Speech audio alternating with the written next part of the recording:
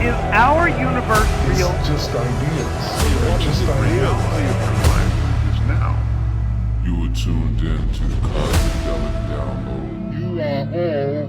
You know, everything is divine. The actor. There's no thing that is not. Everything is divine. And We are plugged in And currently downloading. and currently downloading, and you guys are about to be uploading. Such a great life. So this is about how you do it if you want to start your own cartoon. How you do it? How you do it? You know, I think we can sum this up with a slogan that I say is the best piece of advice ever, created by a shoe company. Just do it. I guess that kind of goes for everything. You Yeah. know? There's only one way to get it done, and it's just by fucking doing it. So that's the end of the podcast episode. All right, so if you want to make a cartoon, just go out there and fucking make it. Just do it. All right, we will see y'all later and turn back into another episode. No. Well, that's the only advice you have is really just get out there and fucking make it. And real. now That's kind of what happened with us. in pretty the much. in the post credits, we'll hang around and talk about how we did it, and the basic steps. You know, if you were. I'm not sure if they should be taking our advice, but there are some people who should take our advice. It's just an anecdote on one way you can actually make it happen. Like the people who make Simpsons, they probably shouldn't take our advice. But the people who ain't doing nothing and want to do something, they should take our advice. For sure. You can do this at any scale, really. Yeah. You know.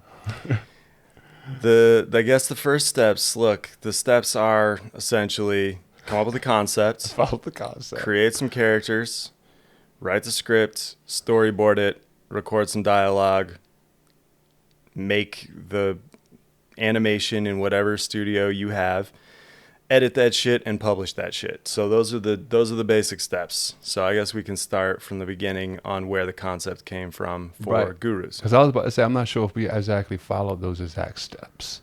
But as long as Not you in have that the- order, but they all No. happened. Right. In the creation of Gurus, where I like to tell the story, I think it, and I had to remind you a couple of times, and I think that's where you kind of like, oh yeah, you're right. The creation of Gurus, first of all, if people don't know, Gurus is a philosophical parody on the world's greatest philosophers. You have Alan Watts, Terence McKenna, Gandhi, Buddha, Jesus, and they all have twisted personalities.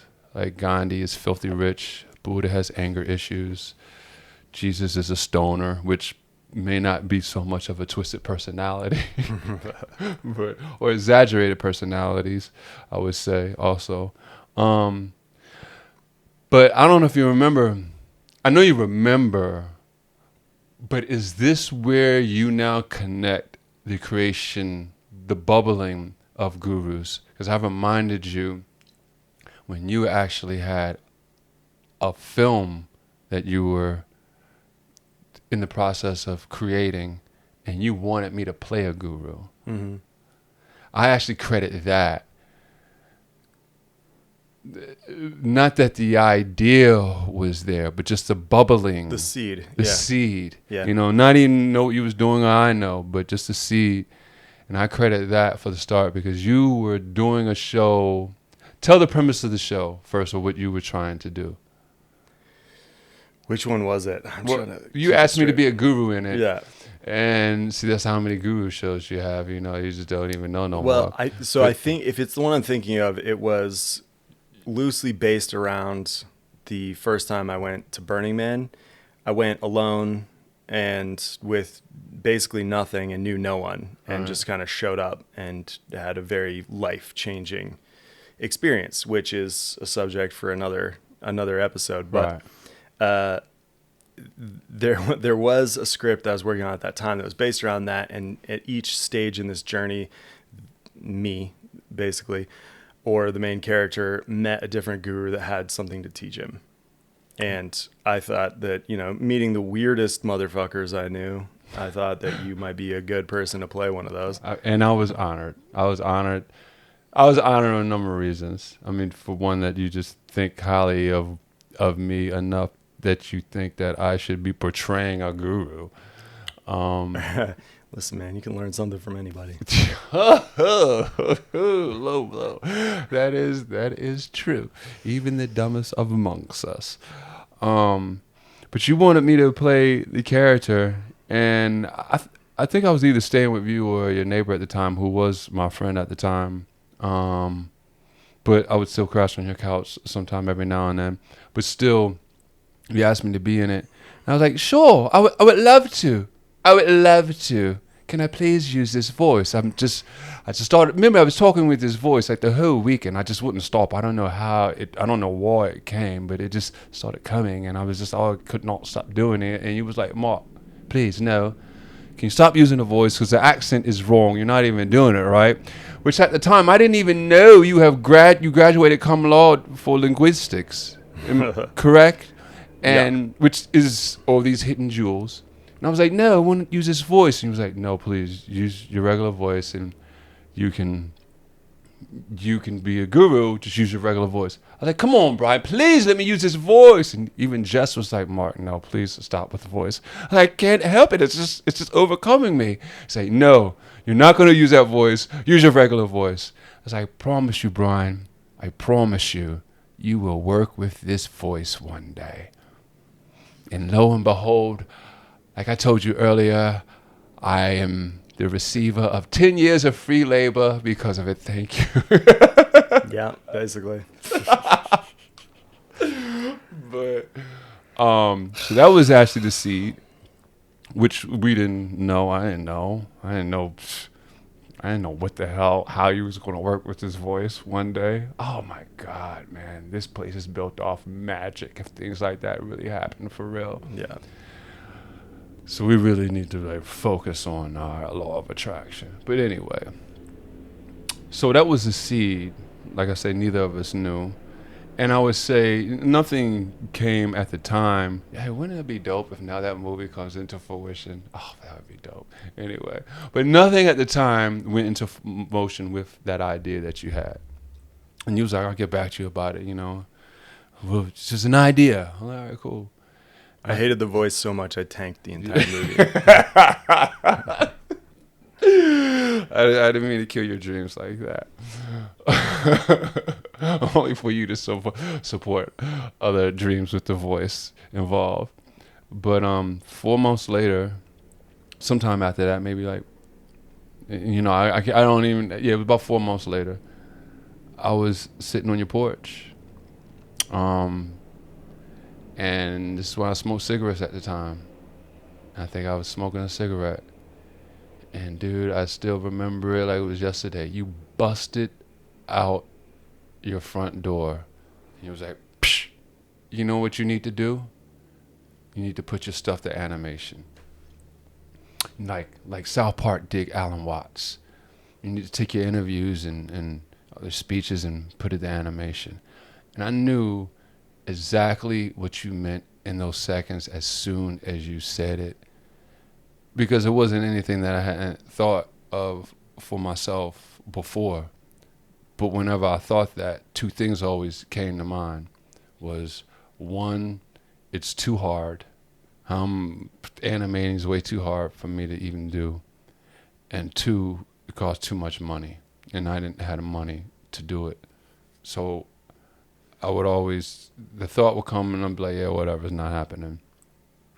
But it was something, when you said it that day, the light bulb went off. Like, just something happened. Like, this other perspective came in my head that said, Mark, why don't you at least see if you can do it first before you tell yourself you can't do it? And I flew home maybe in the next 2 days or whatever. To Baltimore. And I downloaded Anime Studio Pro from a torrent site. I was still cheap then. I ain't giving nobody my money. And I downloaded it. And I worked on it. I didn't even know what I was doing. I was like, let me download this and download these torrents from YouTube. Learn how to do this. I'm looking at it for 3 days. I just wake up looking at it, all during the day and learning and go to sleep, wake up, do the same thing. Just give them 3 days, I'm on it. And I got to a point that I hadn't even animated anything yet, but I got to a point to where I know me.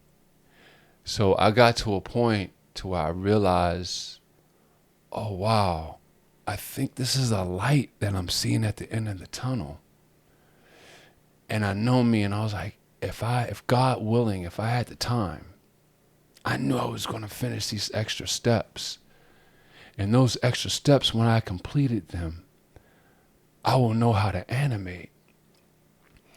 So then I started to think, wow, like I know I'm going to complete these steps. God willing, if I have the time, there's no way I'm not going to like not complete these steps. And then I pushed away from the table and I started hysterically laughing. Hysterically. And I was like, oh my God, I know how to animate. I had not animated anything yet. I just knew I was going to finish the steps. So I finished those steps. The first thing I created was myself. In fact, it's one of the, it wasn't out of ego. In fact, it was one of the things that they say they create, and they was doing, just create yourself, one of these things to create. I was like, I created myself. Then I created my nephews. I don't know if you saw that before I came to you with the idea that proposed itself. I don't know. Do you remember me showing you the video of my nephews? I don't think so. All right. So I hate it. I mean, it's cool. It's fun. I love hearing my nephews in it, but the animation in it and the choppy, it's kind of like my first book that I wrote. So what happened in this animation? It was just you literally animated yourself and your nephews and you guys are just having a conversation or something? Yeah, it's called Outer Space with Uncle Mark. I photoshopped some Mars photos and put us on a rocket ship and just went to outer space or something like that. Mm-hmm. I'm just a little cool little journey, like spaceship broke down on Mars and I had them repeat my lines. I forgot how old they were at the time, maybe 2 and 4 or something like that. And so I would say, hey, Uncle Mark, where are we going? So they would be like, hey, Uncle Mark, where are we going? They would just repeat how I said it and did it. And I was like, wow, this works. So the first thing you made was a legit kids cartoon that they probably would enjoy. Yeah, that they would enjoy. Yeah, which they did enjoy. They love it. It's probably really cool to see themselves on it. Yeah. So then you have this short little piece, and then you fly back out to LA. Actually, no, not yet. Okay. I think then I went to the next thing I did was then I did exactly what you was telling me to do for it. I put one of my interviews to it. And then when I was doing that, so I had me and I just created some miscellaneous people. And I had myself and the other person, the interviewer. I wouldn't say miscellaneous people. The interviewer, I drew their likeness, and I had us in a cafe. And then when I did that, that's when I created Alan Watts and Buddha. Had no idea.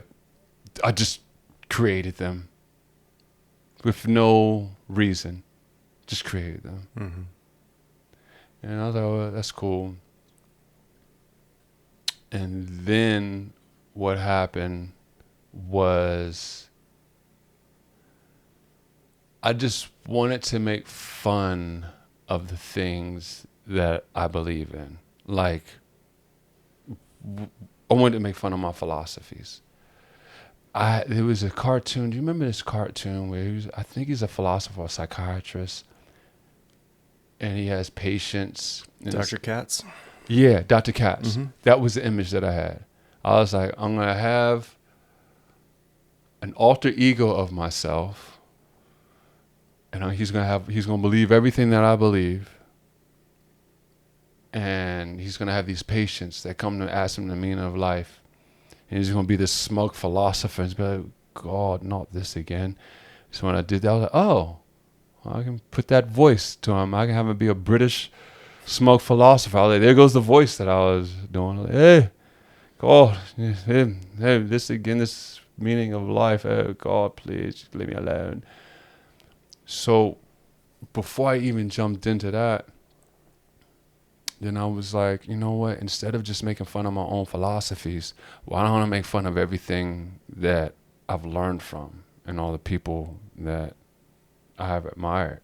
Because I've always believed, and I know you believe, if these people are as enlightened as we believe they are, I think they believe humor to be one of the safest and most enlightening, probably one of the best forms of medicine. And I'm pretty sure these people could laugh at themselves.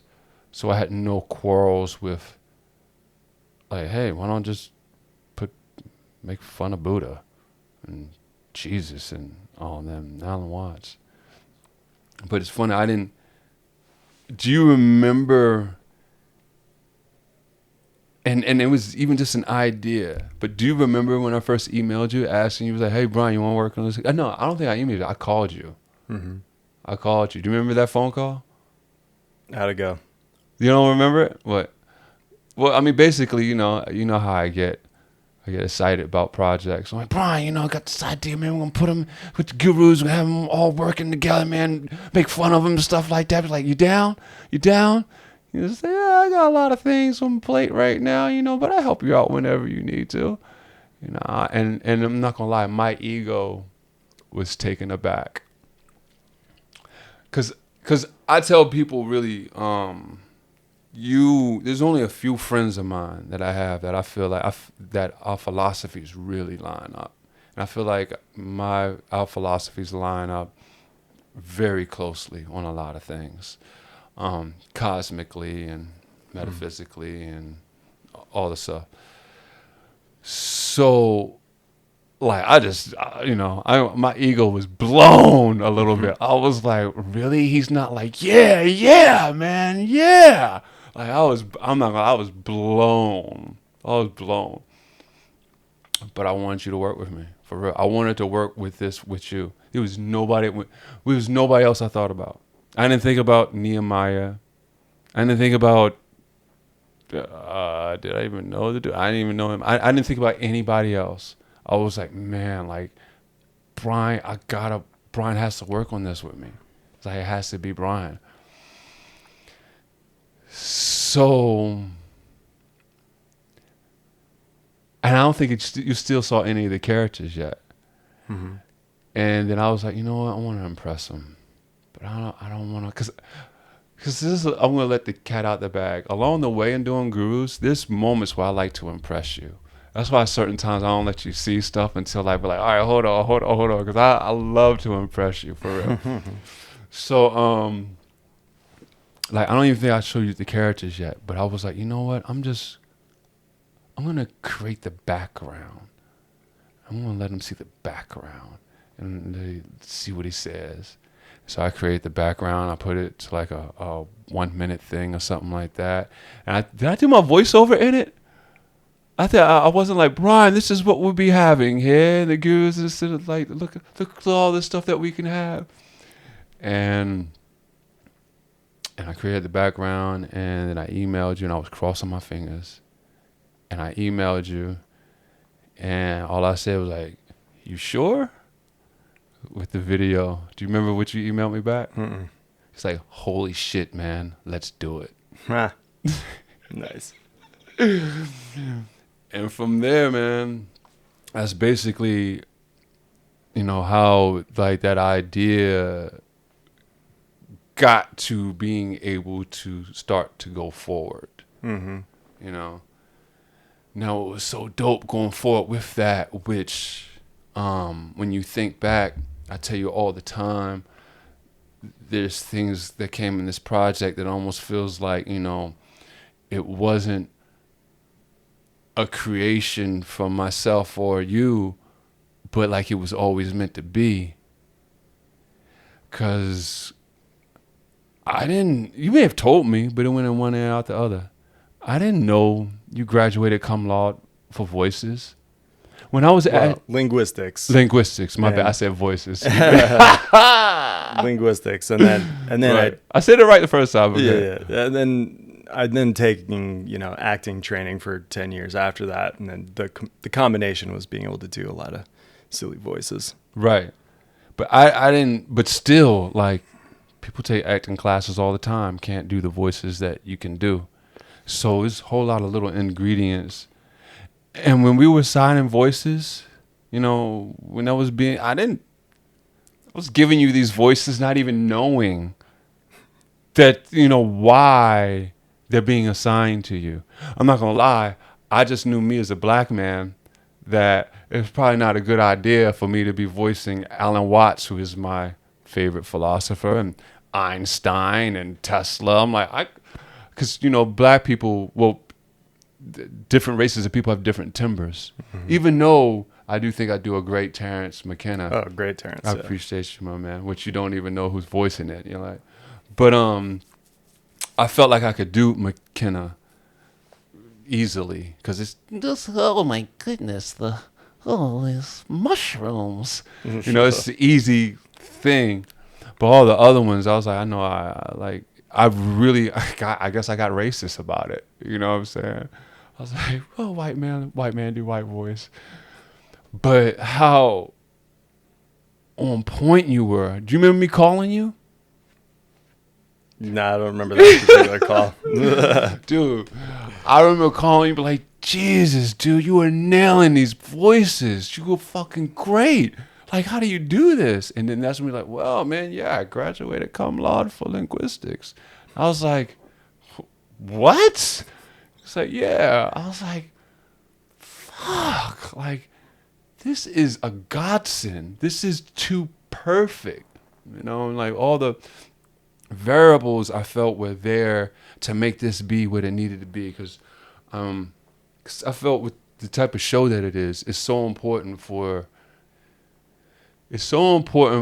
being that these people know these people, being that the audience knows the characters are historical figures. It's important for them to at least know that the voice is matching or assuming that the voice is matching. Mm-hmm. And I know what I provide on the end.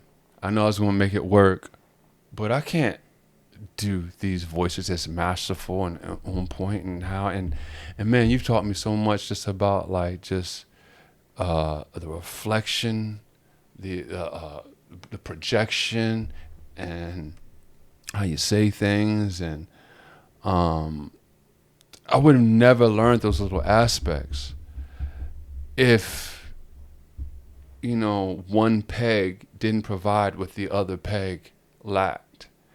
And I tell you all the time also with it, you're obviously, I know it's frustrated the hell out of you, but I know I'm very homeboy shopping network, I always say. What does that mean? I haven't taken any classes for this. I'm very self-taught. Yeah.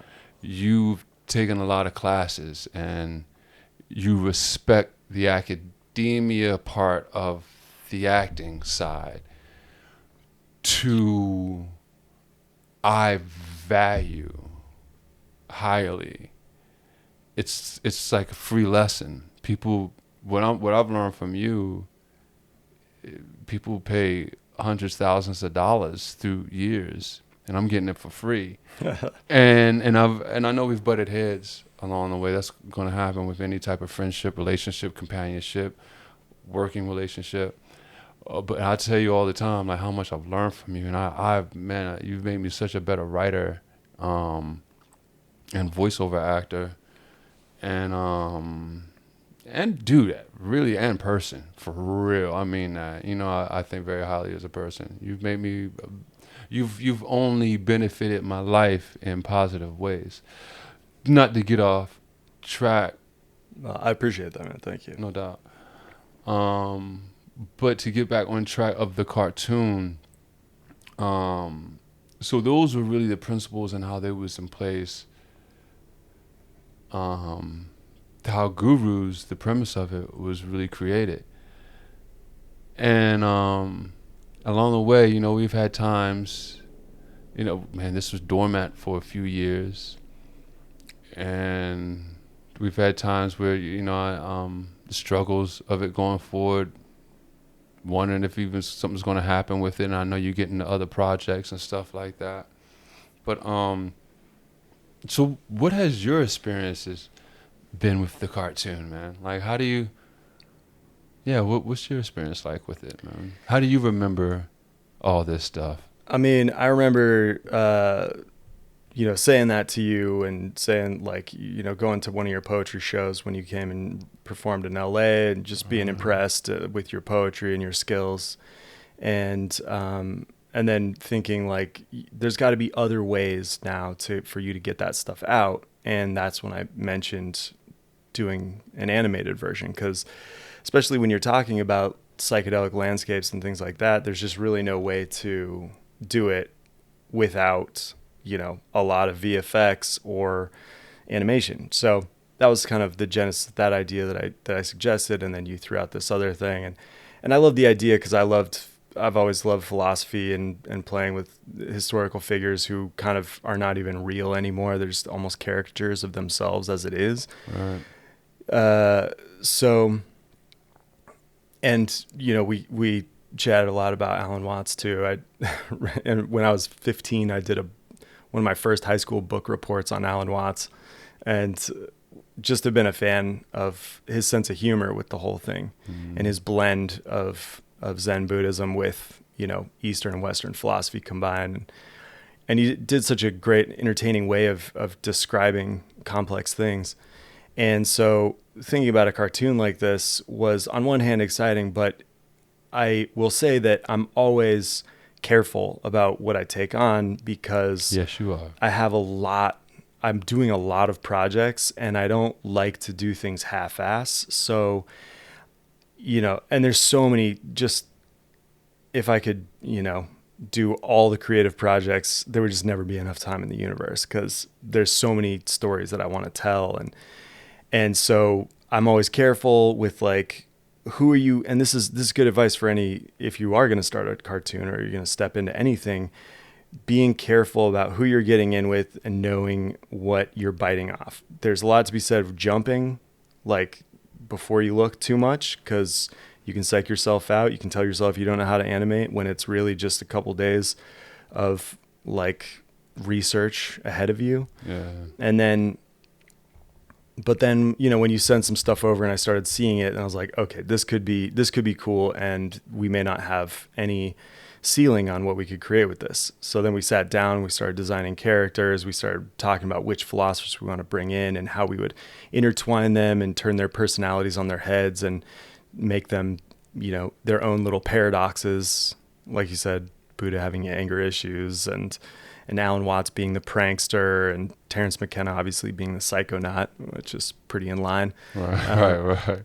And then just all the fun ways that you could interplay those things with modern events, and how would these great minds of history deal with, you know, the current political landscape and whatever was going on in the day. So we sat down and we just started writing. And to your credit, you just, like, charge headlong into shit and just, like, don't take no for an answer. And we wrote a pilot episode and you started working on it way before I was comfortable with it. Like, you started animating it, like, right away. I'm like, I like to really work on scripts. That is, I know, that's true. And I think that, you know, we came to an understanding on that when we realized how many edits we had to go back and change in the episode. But, you know, again, when you're learning a whole new medium, it's all exploration. Right. We learned a lot from every one of those iterations. Yeah, exactly. But then we eventually got a pilot episode, and there was some really funny moments in it, and it was good. So we're like, let's just do a whole season. Yeah. To which we did, and again, I think we animated way too soon. Yeah. But I cannot believe how we did an entire 8-episode season, six episode season, 22-minute episodes. That's like over 2 hours worth of content that you animated yourself with no help. And that must, I mean, I know it took hundreds of hours hundreds and hundreds of hours. Like thousands, but yeah. Yeah, Yeah. probably thousands. Yeah, Yeah. honestly, over the Yeah. course of it. And so yeah, that's the next chunk of the stories. Then we had the 6-episode season, and then the next challenge is getting it out there. We put it up on YouTube, really, for the lack of any better platform. Well, actually, we didn't put the episodes out at first. When we did the episodes, and then we was talking like, man, we're really gonna prostitute ourselves by doing all this work with nothing to build up. So then we retracted back to try to do the shorts. You know, so we wanted to promote for it, and we got some steam. You know, Joe Rogan shared one of the videos. Graham Hancock shared a few of them. Mm-hmm. And then we actually had a meeting with a pretty big production company. Jeffrey Graydon, that was his name. Well, he was the third. No, Jeffrey Wank, but Graydon, Brian Graydon. He's the third creator of South Park that I did not know at the time, but he is. And he had a company, and they contacted us, and we went in for a pitch. Yeah. And they seemed to like it. We were getting some traction there with some of the shorter videos. And then just, you know, for whatever reason, maybe we just weren't quite polished enough. Maybe it just wasn't the right time to sell. Maybe the market, who knows? It just didn't quite go. But you know, I followed up with him twice, and he never told me no. He was like, next week I'm taking it up. Followed up. He was like, next week I'm taking it up, and then next week I'm taking it up, and then it was something within me. You know how I don't know if you remember, but how I felt. I felt like I didn't want to get. I'm glad I didn't say that word. I've seen that word go the wrong way, and people, what you mean? But anyway, I didn't want to get so taken advantage of. Mm-hmm. So I wanted some type of traction with it, because in the meeting, that's kind of like what I believe. What my impression was that we didn't really have a following for, because it was so new. He saw like we only had 2 or 3 videos out. And remember, I was like, how did you find us? Yeah. And he was like, oh, we have our ways. I was like, okay. But so I felt, reason why I didn't keep calling him back, there was something in me that was like, I just wanted to get attraction. He was encouraging us to build a organic following. Obviously, Right. it's a lot easier for somebody to pick up something that already has a following, and then, you know, they don't have to put much money into it, but they bring an audience wherever it goes. Right. So obviously, I think that's a lot of people want that when they're Right. picking up a cartoon. But So- that's really why I didn't keep calling him back, and I just let it go to the wayside. I really did. I was like, you know what, I'm just going to concentrate on try to build it. And to be fair, you know, as many creators are in this way, we love creating stuff and don't necessarily love marketing it. And so we Yeah. really didn't do a really strong push on social media Yeah. at all at that time. That's true. So we just kept making more and more material rather than marketing it. The So material we had, yeah. I don't, you know, in retrospect, that's probably not always the strongest idea. However, the material did get better and better. did. So after we created the 6-season arc, we realized that all these characters that we created and all their interweaving storylines were really funny and really fun in their own individual pieces. And we're like, you know what? There's also a space for spin-offs within these that we could do much shorter episodes.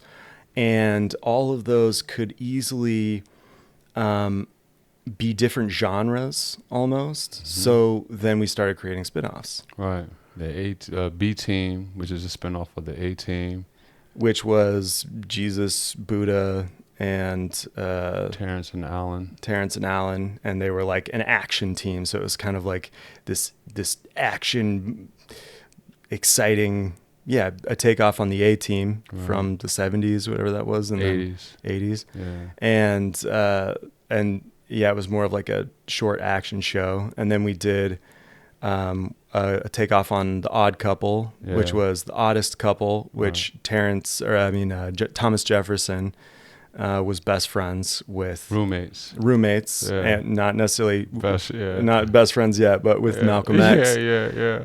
I And- love that concept, yo. It's a fun concept because it has a laugh gag on it, and it's and we got to play a lot with like race and politics in that one, in amusing ways. yeah, And so that one was like more of a sitcom comedy. right. Then we did a takeoff on the Three Stooges, Just call it Stooges. which was just called Stooges. That was Socrates, Plato, and Aristotle, and it was very slapstick comedy. Digging into their philosophies slightly, but it was a lot more comedy. And those are just some of the spinoffs that came out of this, and then we created, multiple episode arcs of each one of those spinoffs as well. Right.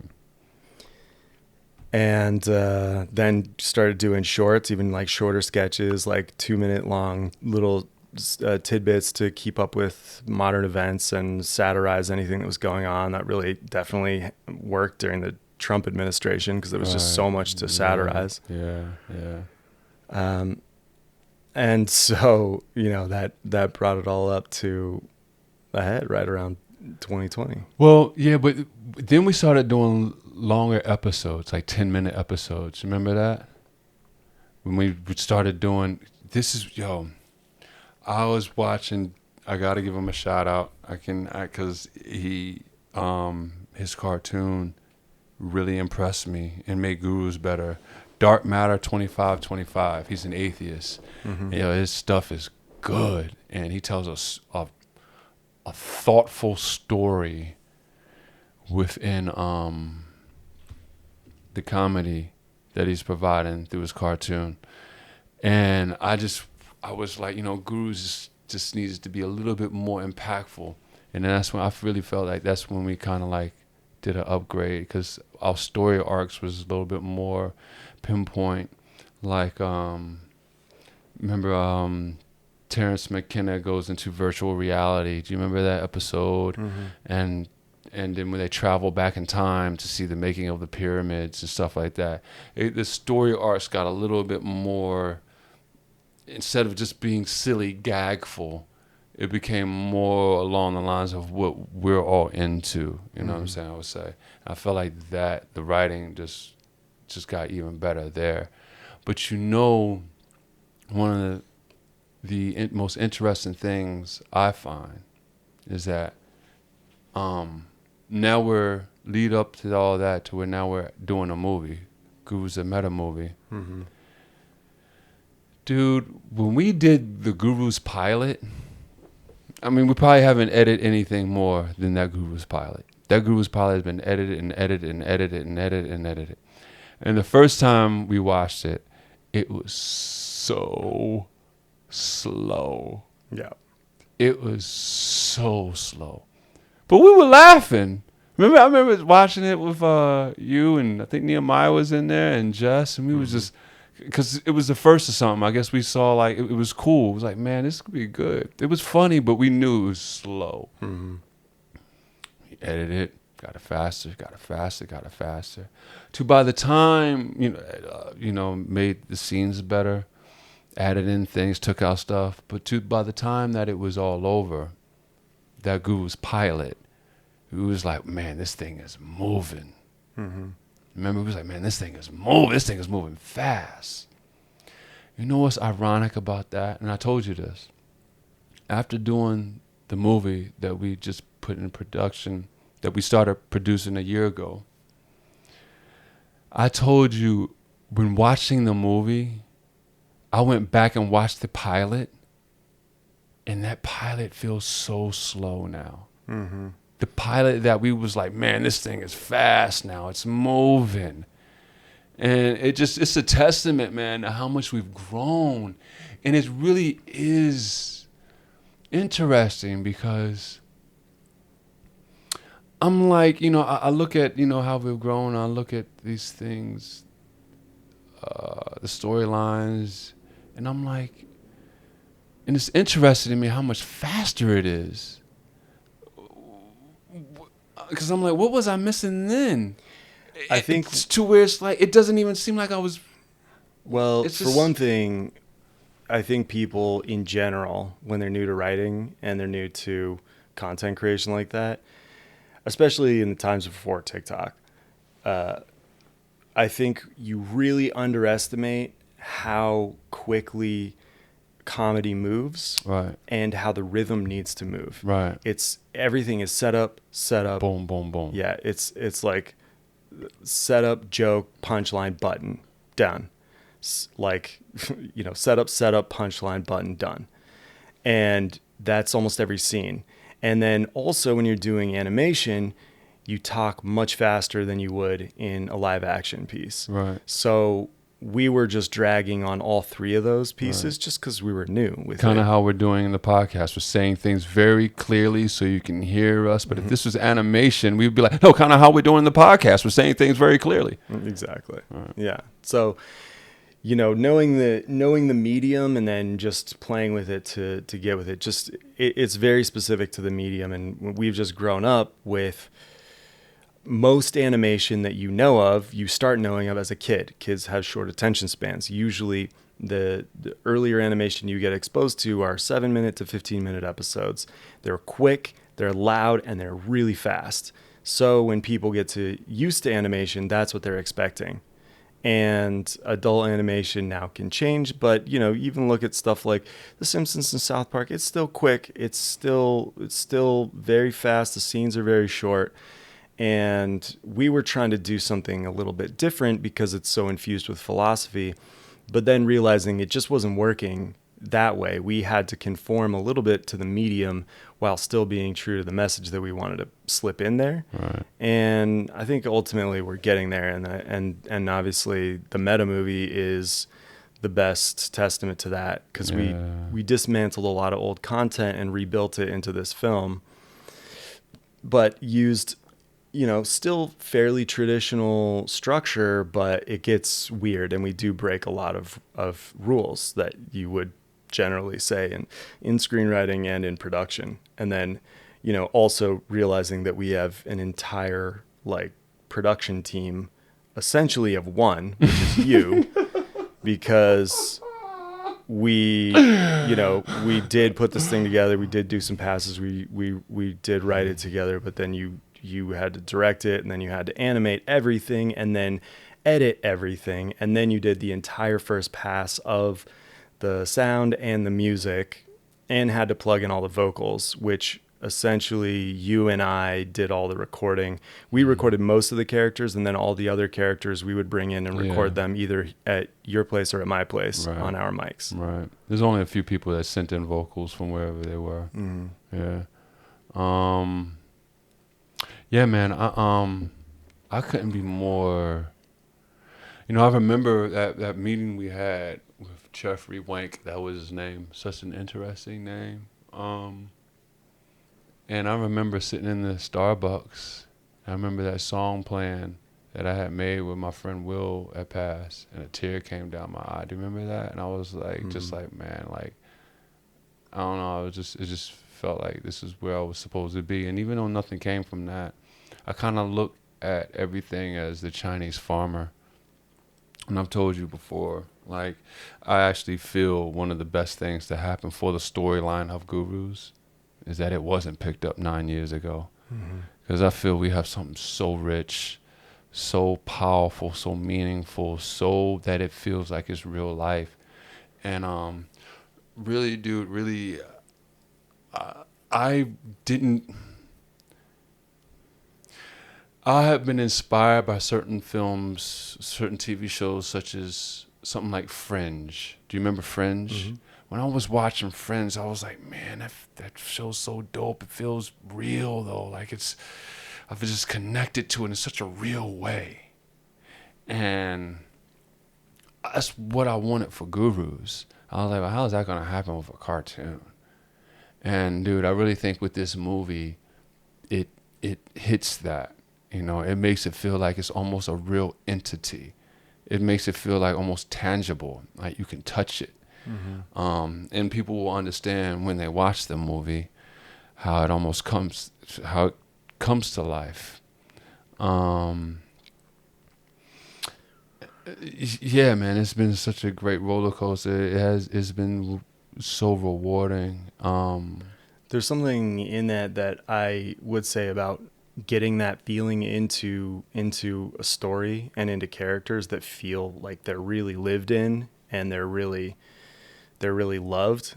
But that does happen with time. Right. Like, I don't think you can just get that in one pass, you know, but since we've spent 10 years with these characters and these storylines and the world, you know, overall, the world's gotten huge. It has all these Huge. spin-offs, and it's got all these dimensions, and those will be revealed in Guru's the Meta movie. Right. But that stuff really only comes from just doing a lot of storylines and really getting the characters into these depths that make them very relatable and very human. And you'll see sometimes these shows that seem like very, very two-dimensional. Like they feel like they're only a couple inches deep, and the characters just feel like cardboard. And Right. you see that one of those just got whipped through production for whatever reason, and they didn't get a lot of time to live with them, or a second season of something just won't have the same, or the opposite. You'll get into the third season and suddenly you'll just be really like with these characters because the writers have had so much time to Right. mine them and show you multiple facets of them. And I think that's a real testament. And what we always say at The Night's Young is just like, you can really tell if a script was loved. And while we're recording this podcast, the writer's strike just began for the WGA. And, Oh, wow. and I just want to reiterate like how important writers are to art and our culture in general.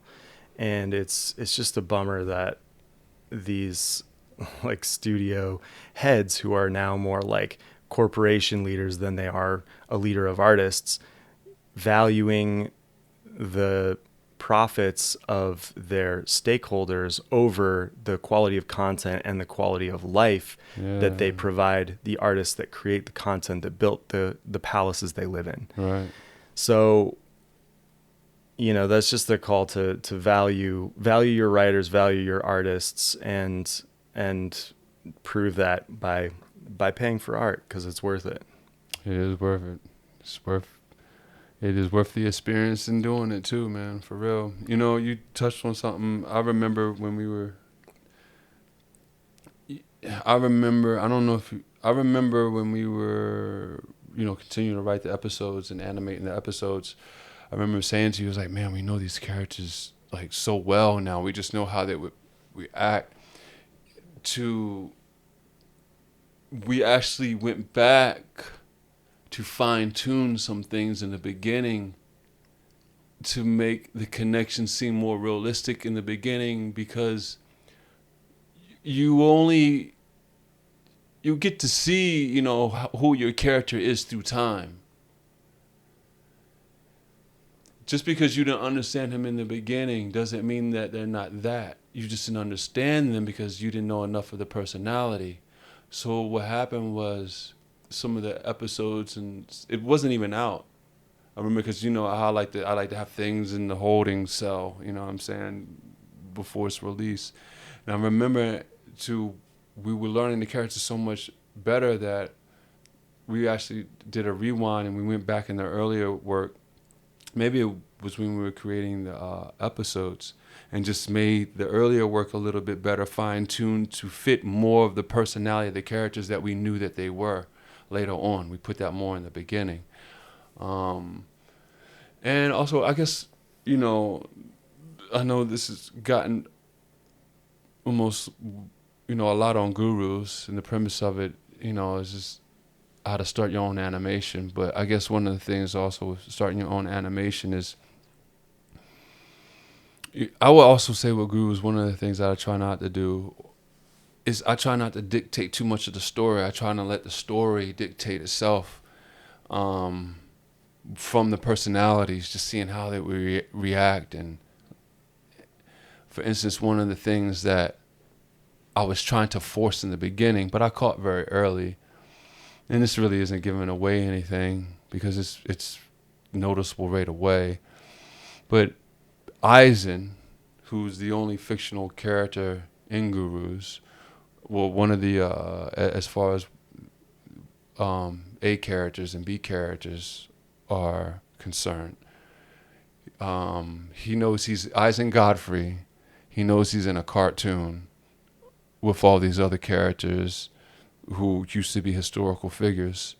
And one of the things I was trying to force was that I wanted Eisen and Alan to be friends. I don't know. You remember me telling you that? Yeah. Mm-hmm. I wanted them to be friends. I love Alan Watts, and I wanted them to be buddy.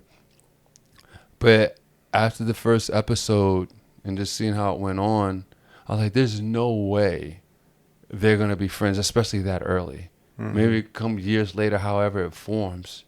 But there's no way they're going to be friends. And the natural course of their demeanor and how it was going is like they're not going to like each other. Mm-hmm. And so I say that to say, let your story write itself by understanding your characters. Let it be character driven. Let it be character driven. Yeah. Know your characters really well, then put them in tough situations, Right. and then let them react in ways that they would, rather than forcing them to conform to whatever storyline you have. Right. Yeah. That's good, solid advice, because the more an audience identifies with the character, the more they see themselves in them, the more they can empathize and they'll be drawn into a story. Right. So- Right. But yeah, I think the moral of the story is there was a long-winded, very detailed version of how the seeds of gurus came to be, but it was essentially just Mark sitting in a room with some pirated software that turned into, all these meetings and a lot of content, and now a full-length 2-hour movie that is coming out soon, and it just shows you that the power that creatives can have if you just put the pedal to the metal and make it happen, and teach yourself. You don't need to go to school for things anymore. Everything's on the internet. So, And that's the thing. I think another thing. We are living in a world where you can do things like that. You don't have to wait for a studio to go make your own cartoon now. You have everything at your disposal, at your fingertips. It just matters how much time you want to put into it. And really, that's really what it was. I just put in time to do it. You know what I'm saying? But I'm well aware, no matter the time that I put in to do it, I can only do so much. Dude, this cartoon, I love this cartoon. I feel it's great, and it's only great because of what has provided me to work with you and some of the other people that have done voices through the years. I love Jonesy. I love his stuff, and so and other people, obviously and Claire and Nina, with the movie, what they've done with this movie. mm-hmm. But through those years, man, me and you and Jonesy and dude, Rico has been very helpful with a lot of this production stuff, helping me get to where he's never not given me information that I needed. And all that, man, has only made this production what it is, man. So hopefully, man, no, hopefully. I'm not even going to say it. So anyway, no, the universe likes to listen to me and be a smart ass. But man, this has been a rewarding experience for me, for real. It's been life changing, So I have you and Chad to thank for that. And if you want to know who Chad is, watch Gurus the Meta movie. Yeah, exactly. Yeah, there's always rewards on the other side of making art. It's always worth it. It may never lead you in the direction you think it is, but it'll always lead you somewhere. Yeah. So go forth and make stuff. Yeah. Well, I appreciate you, my man. I hope we have another 10 years of doing this together, and hopefully you won't have to work pro bono no more. So, but dude, I love you, man. I think you're great, and I appreciate your time, and I appreciate your partnership on this. And anything you want to say before we deplug? I appreciate you too, man. It's been a wild ride. So let's get it out there. That's what's up. And with that, I'm done downloading. Gurus. Is our universe real? It's just ideas. They're just The ideas. reality of real life is now. The cosmic delic.